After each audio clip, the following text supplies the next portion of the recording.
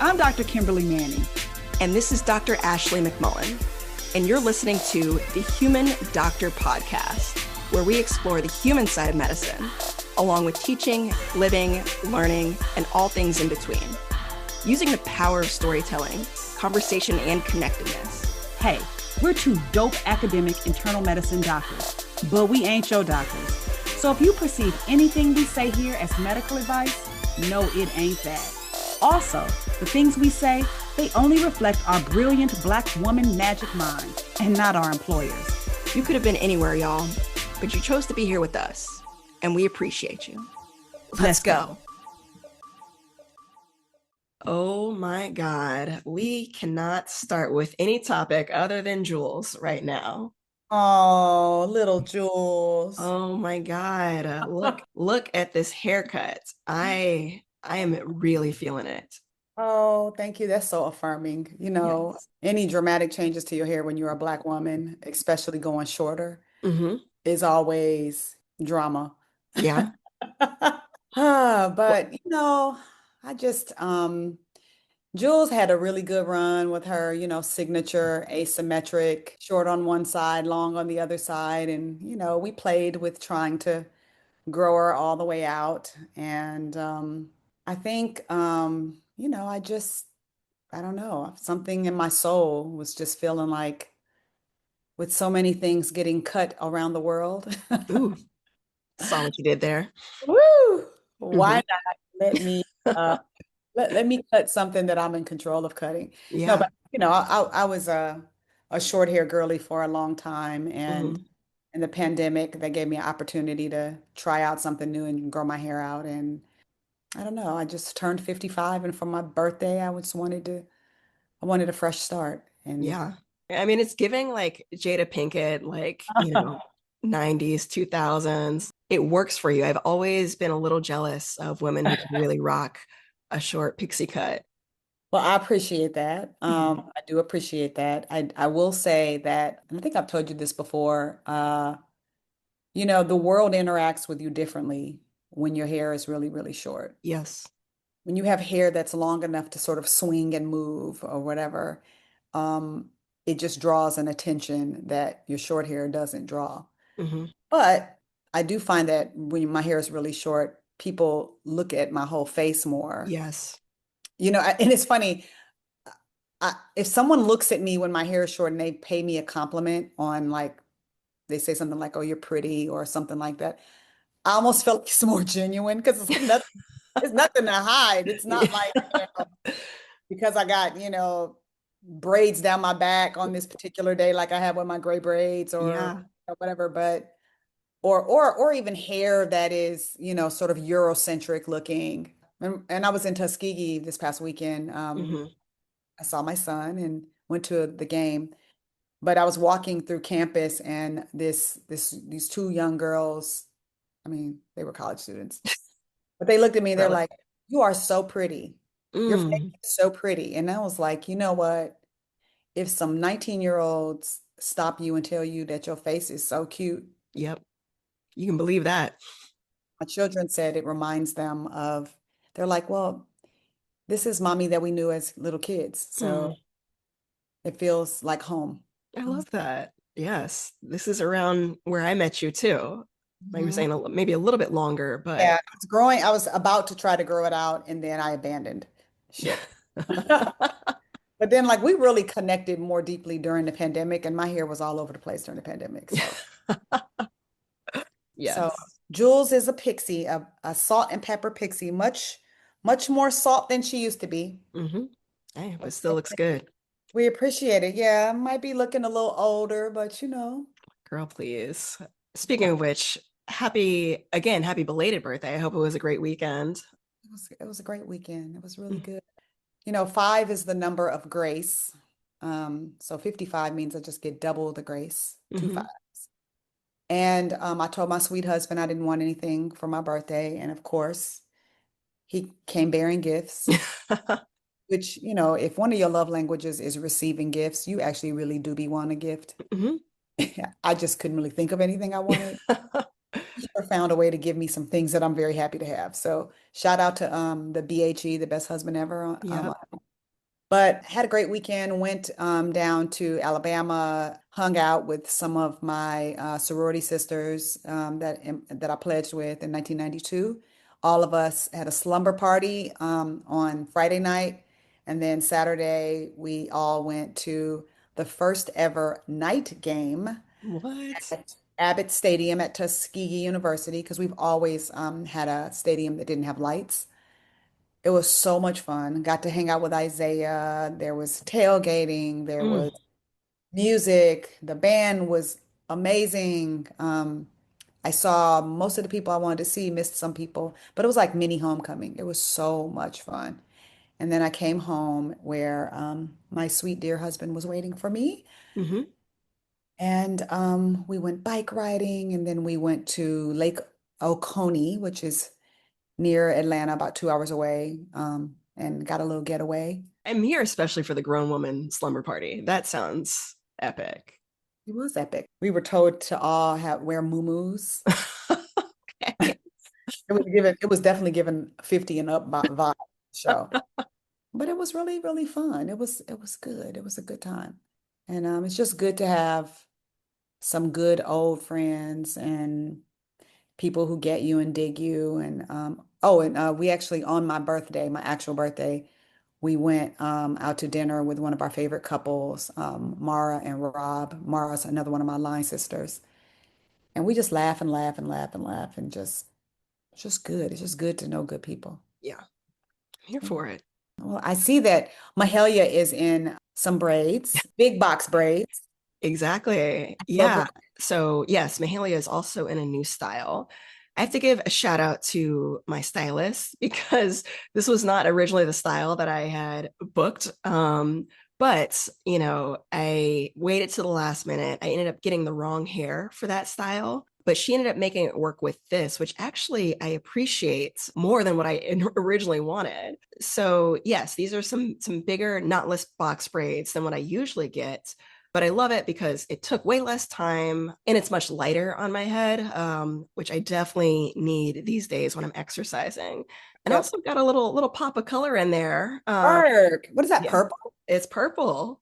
Real. Yeah, it was an impulse purchase. Okay. We weren't sure how it was going to look, but it turned out okay. I'm Okay. pleased. Okay. Work, work, work. I Yeah, like it. Like it. Good, good. How yeah. long do you keep them up? You don't know? I don't know. Mahalian and we usually get a little tired of the braids within a couple weeks. So I usually don't go more than 4 weeks, maybe five if I'm feeling lazy. But I think these, particularly since they're bigger and probably be a little bit more obvious as they grow out, that I won't keep these in as long, but for special occasions. You have a big race coming up, right? Is it a half marathon or a full marathon? It's a half marathon in a location that I've never been before. Okay. So yes, Love a destination race. How are you feeling about your times and stuff? You feeling pretty good? I'm feeling pretty good. I had to taper a little bit in my training these last few weeks because I was feeling a little bit of a twinge in my hamstring, which, I've run into some issues like that before in different places. And it's just, another humbling aspect of running as you get older. But I think that I'm in shape enough to, enjoy the race. It just might not be a personal best time, which I'm okay with. Yeah, people are like, "Are you trying to get a PR?" I was like, "No, I'm trying to get a PF. Please finish." Just give me my medal, please, and let me finish. So, Yes. Yep. mhm. So more on that to come. But because this is a destination race, I will go ahead and let y'all know next week will be a bye week, but it'll be an opportunity for us to get a little self-care in, and then I get to share more about that experience when I get back.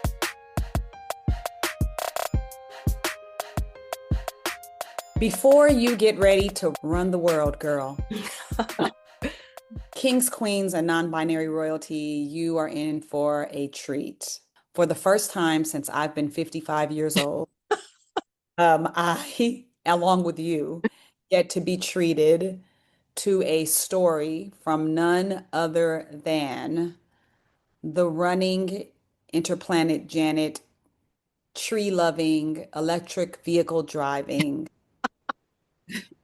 carer for America's heroes, physician herself, Dr. Ashley McMullen. Snap, snap. Thank you. Shout out to the electric vehicle drivers. Yeah, shout out to the electric vehicle drivers. I aspire to be one someday. I'm not there yet, so pray for me. Okay, but sis, what is the 55-year-old what? The 55-year-old what is manifest. Manifest. All right. I Yeah. like that. I like that word. Yeah. And I mean that as the verb. I mean, nothing against other cultures, but our people, when you start talking about Yep. manifest, they start bringing in, prayers and prophecy and what your grandmama Yep. said, and somebody rubs some oil on your forehead. Mm-hmm. You're getting ready to go to school. You about to try to get you a job. You speaking. Yeah. All Mhm. of that. Yes. Bring Yes. something to pass. Speak it into existence. Right. That's right. And so, yeah, this is actually more in line with the theme of running. I figured since, I'm on my way in a few short hours to go run this destination race, I wanted to reflect a little bit about my running journey. Okay. So I know in a few episodes back, a couple seasons back, I talked about my very first half marathon, which I did in Boston in my 20s.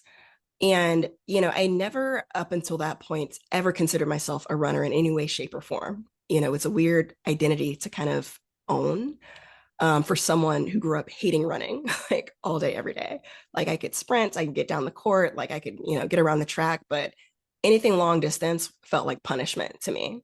And so when I started running in my 20s, it was more kind of like this new thing that my friends were doing. I thought I could try it too. I was in Boston, which is a very kind of runner's haven. And so it was really awesome to get to experience that there and then kind of walk away, having felt that runner's high at the end of a race. Mhm. So I ran a couple half marathons in my 20s up until like the end of medical school, but I really dropped off in residency. And I got to a point kind of later on where I just made peace with the fact that, running long distance races wasn't going to be, in my future anymore. Like I do fitness in other ways. Mhm. So moving forward, this must have been about 3 years ago. So like around 2022, end of that year, that's when I was going through a difficult phase mental health wise. I was having bouts of depression. And I remember some point within that experience getting to a point where I needed to call my mom and let her know what was going on. At that point in time, not so much now, but at that point, it wasn't easy for me to share difficult things with my mom because I didn't want to worry her. Okay. So I was worried that telling her that was gonna, she's gonna get on a plane, fly out here, like, do the mom thing. Moms be momming. Moms be momming, and my mom definitely moms. But it was definitely a much needed conversation. And at the end of it, I knew she was still trying to help and do something in some way. So kind of out of the blue, she just sent me these links to Amazon. She's like, I'm gonna get you some running shoes. Like, what color do you want? Hmm. Hmm. Without me asking or like, nothing. She was just like, I'm buying you running shoes. So I was like, okay, I'm not going to turn that down. So she sent me a pair of Asics. And at that point, I had already moved to Oakland. And as you are familiar with, there's a wonderful Lake Merritt right across the street from me with a great course on it. And so, I started just kind of picking things up again and really just running for my mental health. No intention to race or anything like that. And, it was nice to kind of just be back in that space of exercise. I will say that I am someone who often spends more time in her head than in her body. And, so doing activities that really kind of get me out of, the thought circles and really just kind of being intentional and mindful about being in my body was really important. And that was also the time I started running without headphones. So I could also just kind of be fully present in what I was doing. So I started running again at that point, but it wasn't very consistent. And I will say that, after some time had passed and like the academic year started and I was taking on new coaching students, I really kind of fell off again until about, God, I think last year, spring of last year, it had been months since I had been running. And at that point, I was at actually my heaviest in weight and really just kind of not discipline with what I was eating. I was drinking more routinely than what I would have wanted. And I just wasn't feeling good. I wasn't Mhm. feeling good. Like my mental health was better, but in my body, I just felt really a lot of negative emotions. And I felt myself putting myself down a lot. And one of the things that I did after talking with my therapist was write a letter to my body, Mm. kind of not just like apologizing, but just like with more compassion than what I was routinely like telling myself on a regular basis. And that was actually around the time that I reached out to you as well, because I knew that you had been involved in a fitness program and one that helped kind of maintain discipline around like healthy dieting habits and just like really just building habits. And starting that journey, I realized that I really wanted to build up a consistent running habit again. But the honest part about it is I was embarrassed about my fitness at that point. It was hard to run without comparing my times to what I used to be able to run. And, one of the beautiful things about running is just like, it's a practice in patience and consistency. And, as I committed to building a habit, one of the things that I was hoping to do by the end of that summer was run another half marathon. And that would have been my first race in, I think, about 6 or 7 years. Wow. And I remember like getting down to, making the decision around signing up and preparing for this race and having so much fear around it because the immediate thoughts in my brain were just like, what if I fail? What if I get out there and I embarrass myself or I don't finish?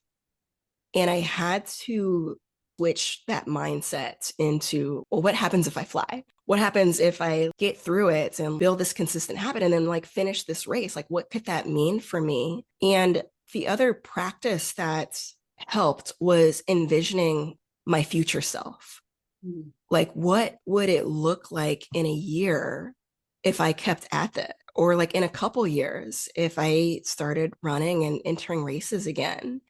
And I had to kind of keep that vision in mind and that ability to manifest a future state that I actually like had some control over. Like again, like you can't control everything in running. Like obviously there's injuries, there's weather, there's all sorts of things, but if I could try to build a consistent and healthy practice, I really could manifest a future as the runner that I wanted to be. So fast forward, as you can see, I'm getting ready to run I think my seventh half marathon in a cool destination. But one of the things that I didn't anticipate when I first committed to this consistent habit was all the things that running would do for me.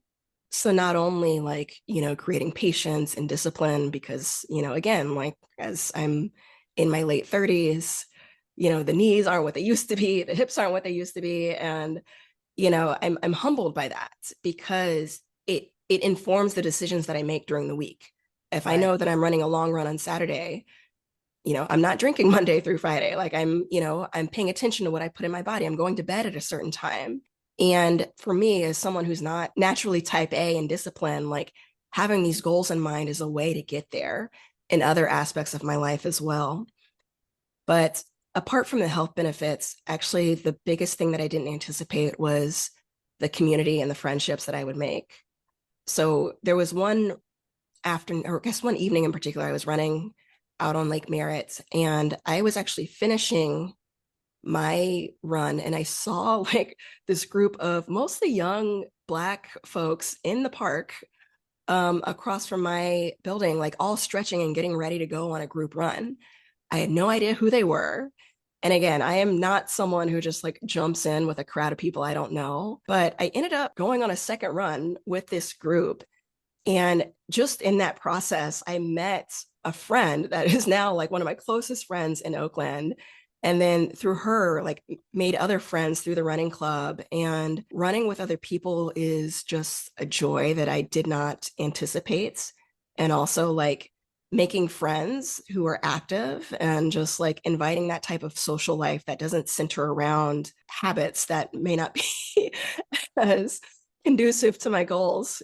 And then even with this race that I'm getting ready to run, I'm running it with my other running buddy who Emma Shack. Shout out to the Emory alums, but also my work bestie. When I was getting ready to run that first half marathon that I was afraid to sign up for, I Mm. just casually mentioned to her that I was going to do this, and she was like, "Cool, I'm gonna run it with you." And since then, we've run all of our races together. So it's been Mm. such a cool journey, and one that I love reflecting on because of that initial moment where I had to position myself to make a decision and do something that I was afraid of because I wanted to do it for my future self. And then having all these unexpected gifts come along with it. Yep. And so I guess I'm sharing this because I imagine, obviously not everybody's going to get out and run a half marathon or, even a 10K. That may not be your ministry. Um, but there might be something in the back of your mind that you've kind of been wanting to do, but maybe you're afraid to do it.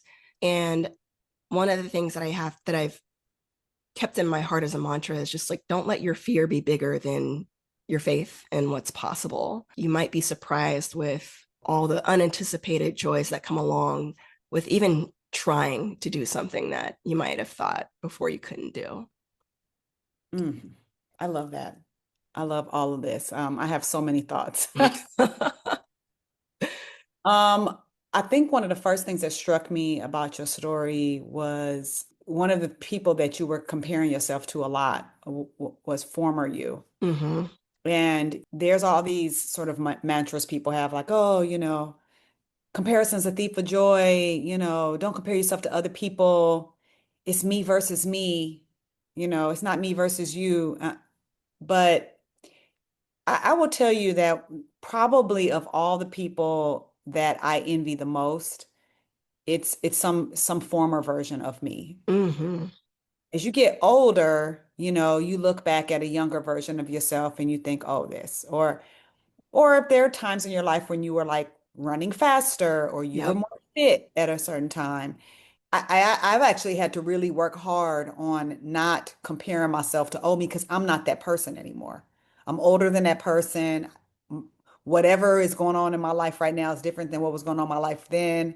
And so I think one thing to do is, to be kind to current me, um, and really aspirational, toward future me, Yeah. you know, and former me is just like dust in the wind.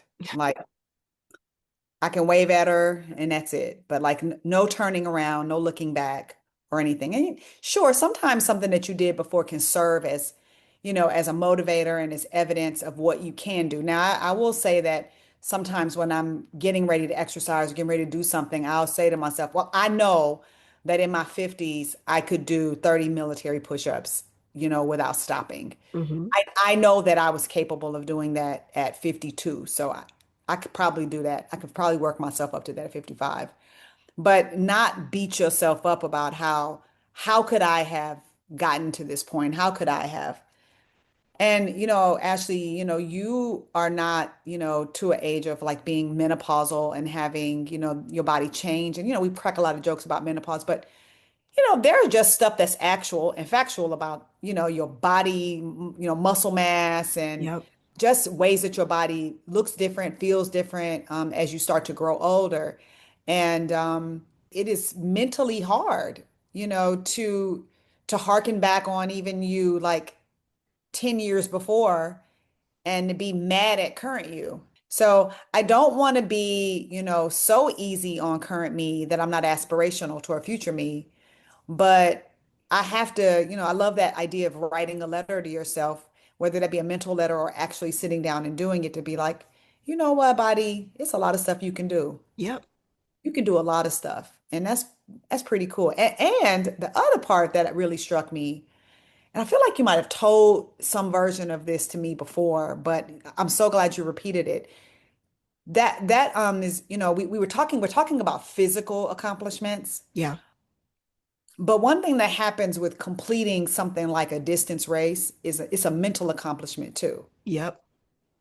And anybody who knows Ashley knows like the Mount Kilimanjaro of activation steps it must have taken for you to go join a group of strangers who were stretching.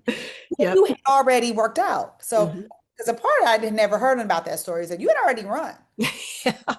And you decided that you would go and like, I don't know, you just let your curiosity and you push down all the, introverted things Hmm. screaming at you saying, no, we don't do this.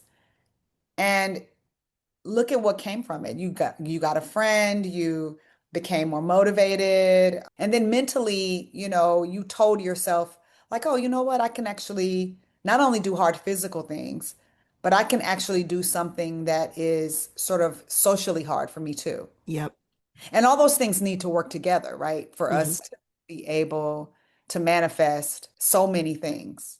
There's so many sliding doors that we don't step through Yes. because of whatever you are telling you about current you. Yep.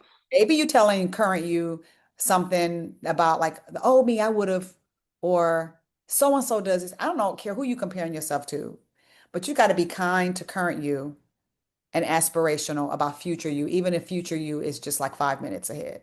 Exactly.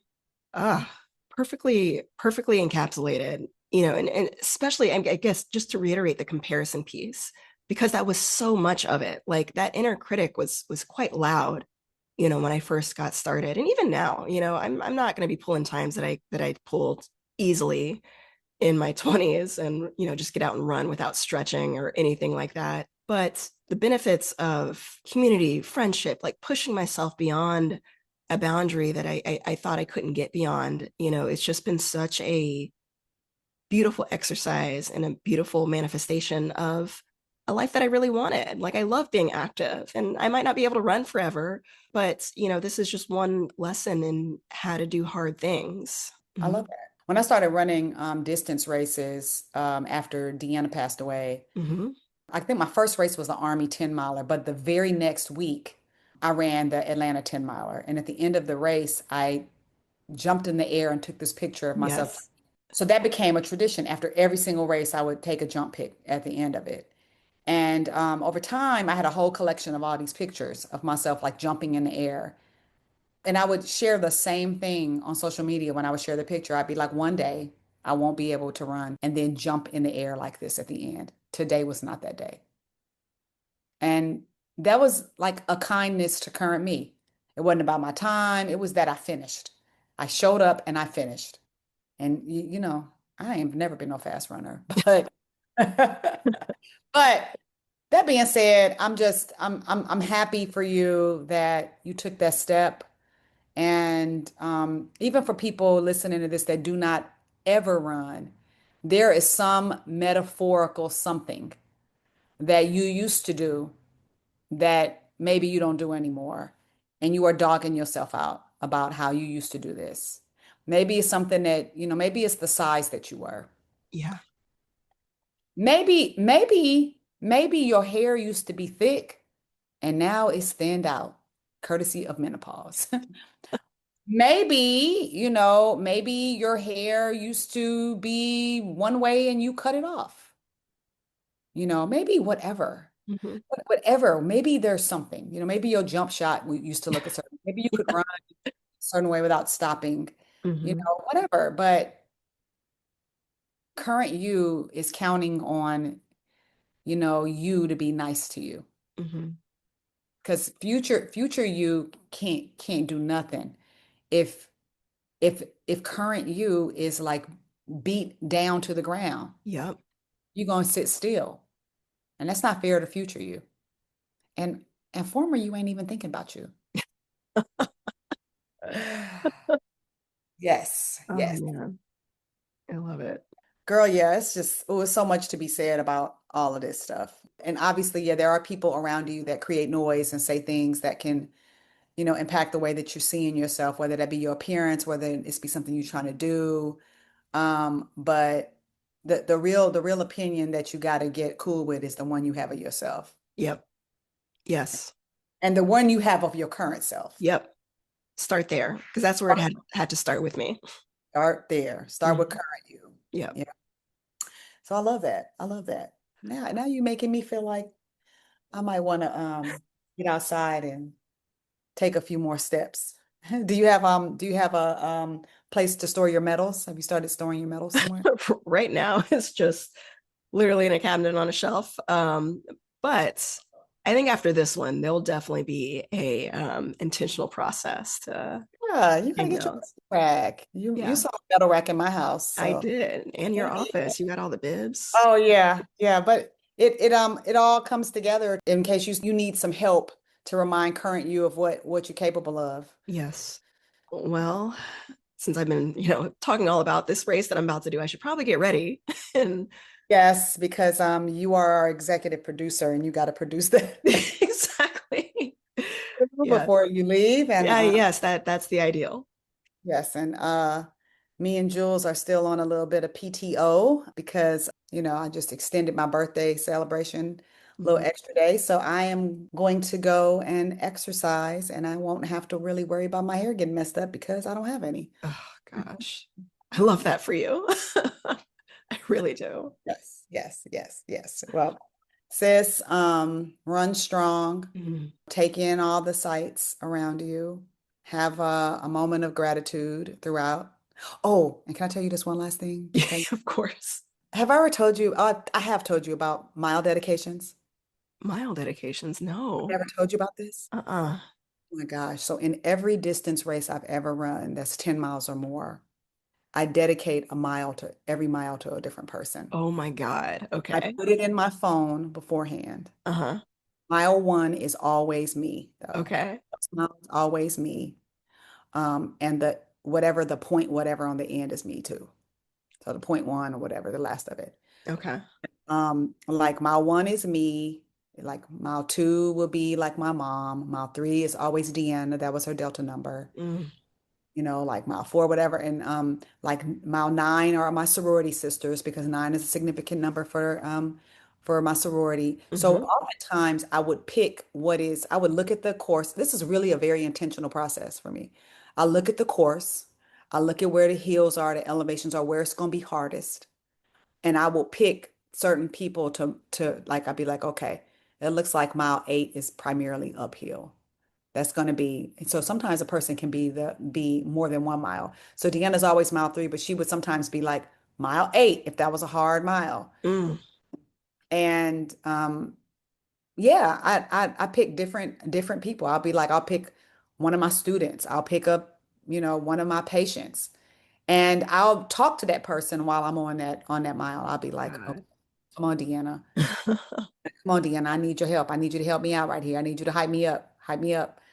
So yeah, it is such a fun exercise and so like special when you finish. And you can really, it's a great way to like carry all the people that you love with you.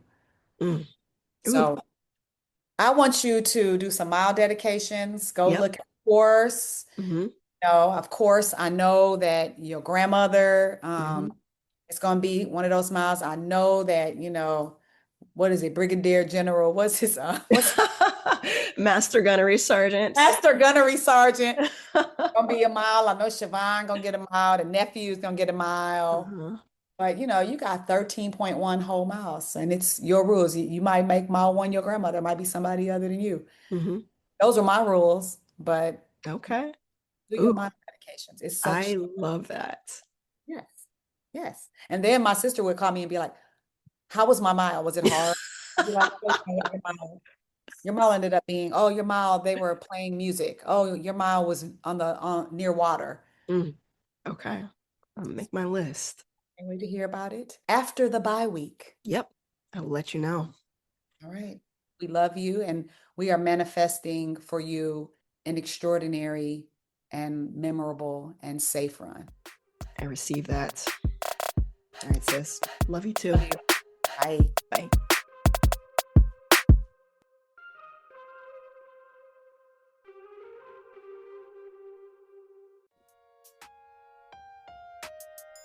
That wraps up this week's episode of the Human Doctor Podcast. Special thanks to our favorite brother gastroenterologist, Dr. Chuma Obiname, for the beats. Shout out to the Dr. Ashley McMullen for editing and production, Mad love to our podcast family at the Nocturnist and the Clinical Problem Solvers, our Med Twitter fam. And especially shout out to all of you, our listeners. Until next week, remember, we see you and you are enough. Holla!